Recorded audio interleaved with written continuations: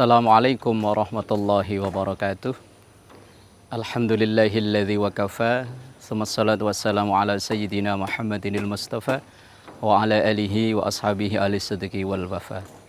Saudaraku, pemirsa Sinpo TV As-Saimin As-Saimat, semoga keberkahan terus dikaruniakan oleh Allah kepada kita. Amin ya rabbal alamin.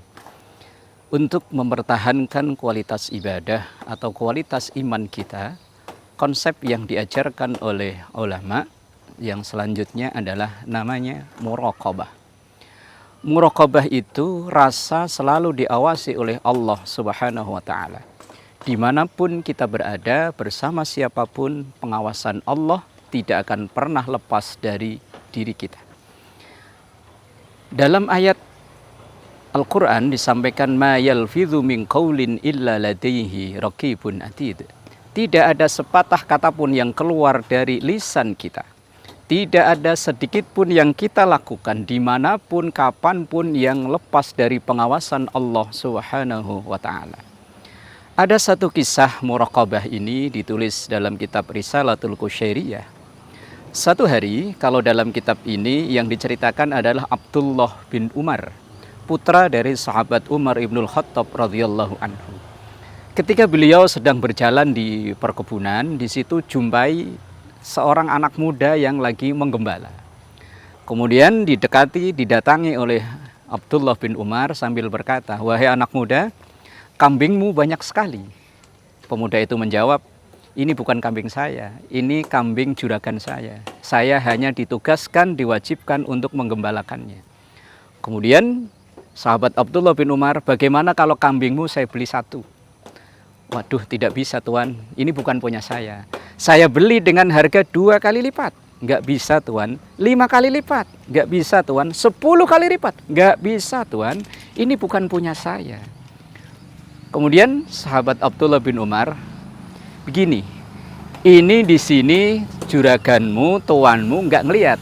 Kalau seandainya kambingmu kamu jual satu, kamu kemudian beralasan kambingmu dimakan serigala atau kemudian tersesat, tuanmu tidak akan tahu."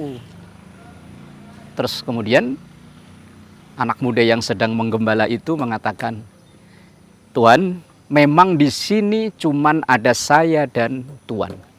Tetapi Allah menyaksikan apa yang kita perbuat.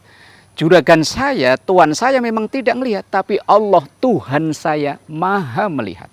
Saat itu juga putra dari sahabat Umar ibnul Khattab ini terharu luar biasa. Betapa ada seorang anak penggembala yang mungkin pendidikannya tidak tinggi, strata pendidikannya mungkin biasa-biasa saja, tapi muraqabahnya terhadap Allah begitu luar biasa. Kita bisa bayangkan, kalau seandainya pejabat-pejabat di negeri ini bisa menerapkan muraqabah, maka insya Allah negeri ini akan bebas dari korupsi. Pejabat kita atau bahkan kita sendiri mungkin patuh dan taat pada peraturan ketika ada petugas. Kita kadang menjalani aktivitas ini dengan semangat ketika ada pengawasan. Padahal pengawasan itu 24 jam, nggak pernah terlepas dari diri kita. Maka sabda Rasulullah Shallallahu Alaihi Wasallam sebagai pengingat kita semua, ittaqillaha haitsuma kunta. Bertakwalah kepada Allah, merasalah selalu diawasi oleh Allah dimanapun engkau berada. Pengingat dari Rasulullah, ittaqillaha haitsuma kunta. Merasalah selalu diawasi oleh Allah dimanapun kita berada. Kalau ini bisa kita terapkan dalam diri kita masing-masing, maka dimanapun kita akan selalu bersemangat. Karena pengawasan Allah nggak pernah lepas dari diri kita. Lah, penyakit kita ini terkadang ibadah baru semangat, kerja baru semangat. Ketika kita ada sesama kita yang mengawasi. Padahal betapa mudahnya kita menghindar dari pengawasan sesama manusia. Tapi bisakah kita menghindar dari pengawasan Allah melalui 2 malaikatnya Raqib dan Atid? Tidak bisa.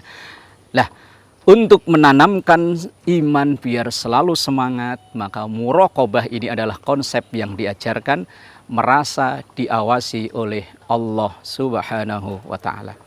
Saudaraku pemirsa Sinpo TV As-Saimin As-Saimat yang dimuliakan Allah, Dalam konsep muraqabah ini, kita dituntut untuk pengawasan terhadap diri sendiri.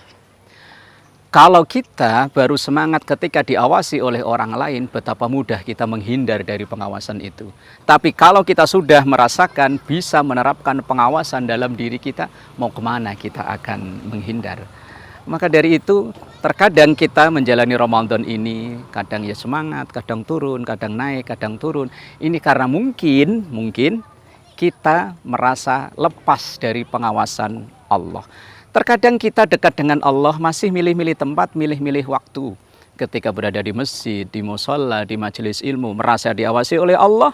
Tapi ketika kita berada di tempat kerja, tempat dagang, terkadang lupa diawasi oleh Allah. Dan Ramadan ini mengajarkan kita pengawasan terhadap diri sendiri. Semoga menjadi Ramadan yang terbaik. Amin ya rabbal alamin. Rabbana atina fid dunya hasanah wa fil akhirati hasanah wa qina adzabannar. Walhamdulillahi rabbil alamin.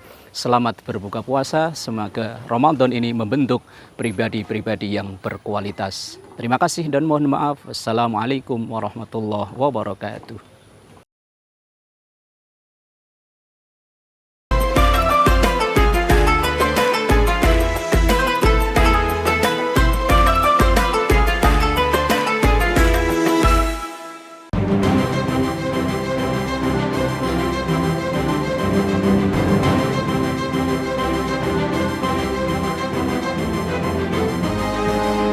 Simple TV, News, Sport, Entertainment.